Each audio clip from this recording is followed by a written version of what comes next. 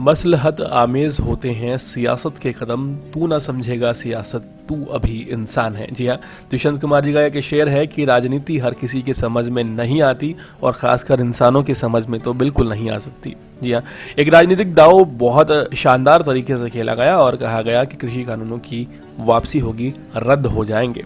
इस घोषणा को कब किया जाता है? 19 नवंबर को। जब 22 नवंबर को पता है कि उत्तर प्रदेश के लखनऊ में किसान रैली करेंगे, तो उससे 3 दिन पहले अचानक प्रधानमंत्री नरेंद्र मोदी का हृदय पिघल जाता है और वो ये बड़ी घोषणा कर देते हैं।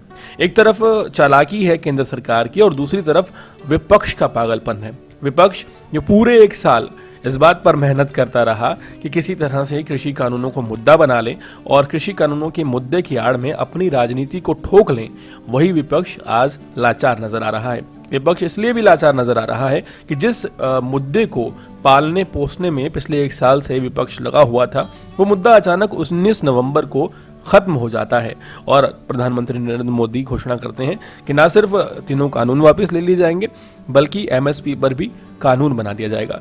इस सब में सोचने वाली बात यह है कि एक तो विपक्ष ने कोई और मुद्दा नहीं उठाया और महंगाई की बात नहीं की, बेरोजगारी की बात नहीं की और 50 मुद्दों पर बात नहीं की, सिर्फ एक मुद्दे पर बात करता रहा।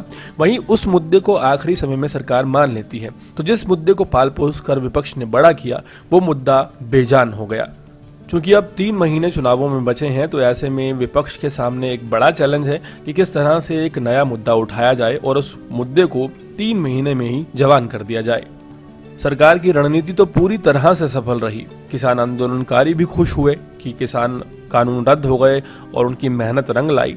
लेकिन सोचनिए कि इस पूरे मामले में जिन 700 लोगों ने, बेकसूर लोगों ने अपनी जान गंवा दी, उनकी क्या गलती थी? जहां एक तरफ बड़े आरोप केंद्र सरकार पर लग रहे हैं, वहीं आरोप विपक्ष पर भी लगने चाहिए कि विपक्ष को ये जो दर है, जिन लोगों ने जान गंवाई है, वो जब 70 थी तब नजर क्यों नहीं आई थी, जब 7 थी तब नजर क्यों नहीं आई थी, और आखिर क्यों 1 साल बाद ही विपक्ष को भी ऐसा लगने लगता है कि ये मुद्दा सबसे ज़्यादा इम्पोर्टेंट है।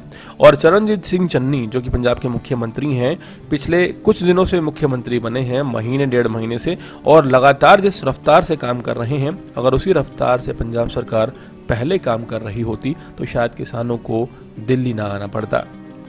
बेशक घोषणा हो चुकी है, लेकिन किसान आंदोलन खत्म नहीं होने वाला, क्योंकि किसान भी इस बात को शायद समझ रहे हैं कि किस तरह का राजनीतिक दांवपेच है और हाल फिलहाल हर राजनीतिक पार्टी यही चाहती है, चाहे वो बीजेपी हो, कांग्रेस हो, आम आदमी पार्टी हो, अकाली दल हो या कोई और पार्टी हो, वो यही चाहती है कि किसान आंदोलन बना रहे।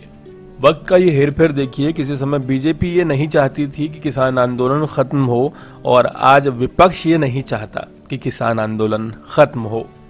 सच ही कहा है किसी ने कि राजनीति को समझ पाना इंसानों के बस की बात नहीं है। देश और दुनिया की तमाम खबरों से जुड़े रहने के लिए हमारे चैनल को सब्सक्राइब करना बिल्कुल ना भूलें, ताकि आप तक पहुंचता रहे हमारा हर लेटेस्ट अपडेट।